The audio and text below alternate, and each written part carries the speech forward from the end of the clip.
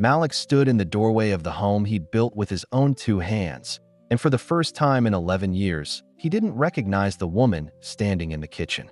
Renata was laughing on the phone, the same warm, easy laugh that used to make his chest feel full. She hadn't heard him come in. She had her back to him, one hand pressed to the counter, the other twirling the cord of a life he thought he understood. And when she finally turned and saw him standing there, the laugh didn't fade.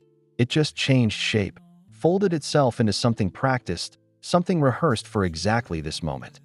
Her hand moved instinctively, guiltily, to the thin gold band she wore on a chain tucked beneath her blouse. She hadn't known it had slipped free.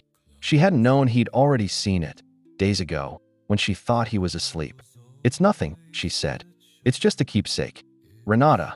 His voice was quiet, but it carried the full weight of a man who had run out of patience for quiet lies. "I found out. All of it. Marcus. The nights you said you were with your sister. The money."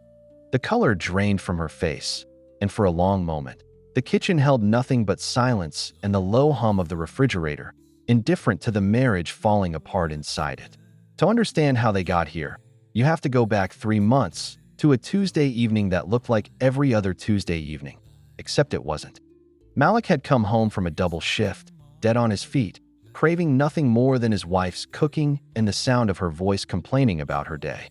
Instead, he found the house empty, a note on the counter in Renata's looping handwriting. "Out with Denise, don't wait up."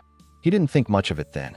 Renata had always had her girls' nights, her spa days, her little escapes from the grind of their life together. He respected that. He wanted her happy. But something about that particular note sat wrong in his stomach, the way a smell sits wrong before you can name it. It was small things at first.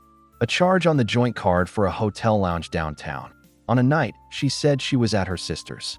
A new perfume he didn't recognize, sweeter, more expensive than anything they could easily afford. A text that lit up her phone screen while she was in the shower. Just a name, D, and a single red heart emoji that she swiped away so fast he almost thought he'd imagined it. He told himself he was being paranoid. He told himself 11 years of marriage had earned more trust than this. But paranoia, once it takes root, doesn't ask permission to grow. He started noticing Derek, too. Their neighbor, the man who'd helped him move furniture in years ago, the man who waved at him every morning with a grin just a little too wide, a little too warm. He started noticing how often Derek's truck was parked outside when Malik worked late. How Renata's laugh sounded different around him. Lighter, younger, like a version of herself Malik hadn't seen in years. He didn't want to believe it. He fought against believing it. But belief has a way of arriving whether you invite it or not. The night everything cracked open, Malik had told Renata he was working a night shift at the warehouse. Instead, he sat in his car 2 blocks from the house, engine off, watching the porch light glow gold against the dark.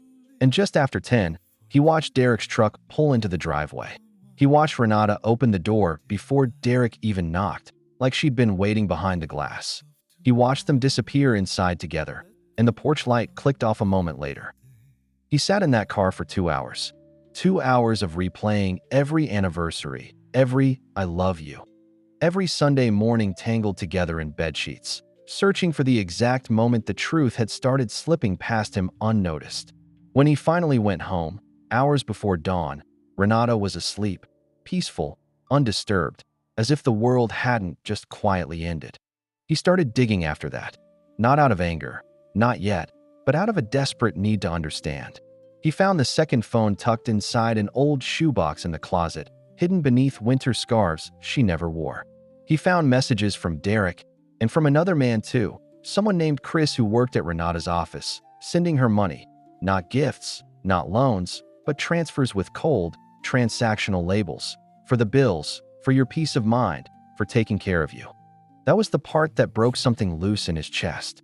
Not just the affairs, the arrangement. The years of being played not just as a husband, but as a cover, a stable, respectable name for her to hide behind while she built a second, secret life funded by other men's guilt and desire. He learned she'd been doing this for over 2 years. 2 years of Sunday dinners with his mother. 2 years of her hand in his at church. 2 years of her whispering, "I only want you," in the dark, while somewhere across town, Other men were paying for a version of her that was never fully his to begin with. And still, some foolish, loyal part of him hoped there was an explanation. Hoped he was wrong. That hope is what finally brought him home early that afternoon, ready to ask her directly and pray she'd deny it convincingly enough for him to let it go. Instead, she looked at him standing in that kitchen doorway, phone face down on the counter, ring slipping free of her blouse, and she didn't deny anything at all. "You don't understand what it's like," she said, her voice trembling somewhere between guilt and defiance. "Always worrying about money, about status, about whether we're ever going to be somebody. I did what I had to do to feel like I mattered." "You had me," Malik said, and his voice cracked in a way he hated, in a way that betrayed just how much he still loved her even now. "I mattered. Wasn't that enough?" Renata said nothing.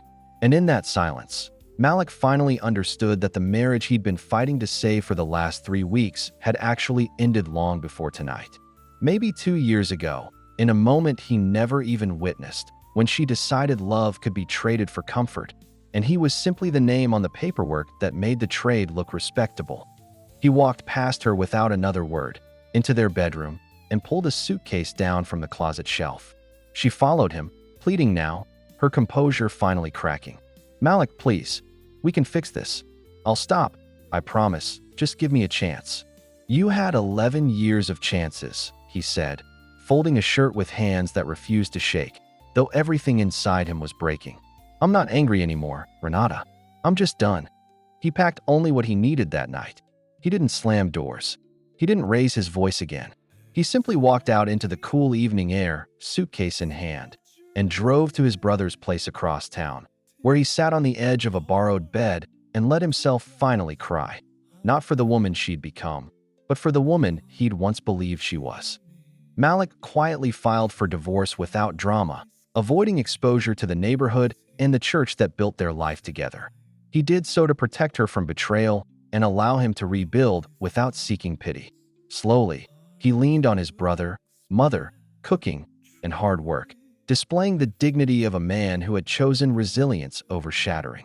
Later, when a friend told Renata's arrangement with Derek had gone sour, Chris stopped sending money due to his wife discovering it, and the life she built on others' guilt collapsed. Malik felt no joy. His only sadness was for the woman he once loved, but never understood that true love involves choosing someone without hiding.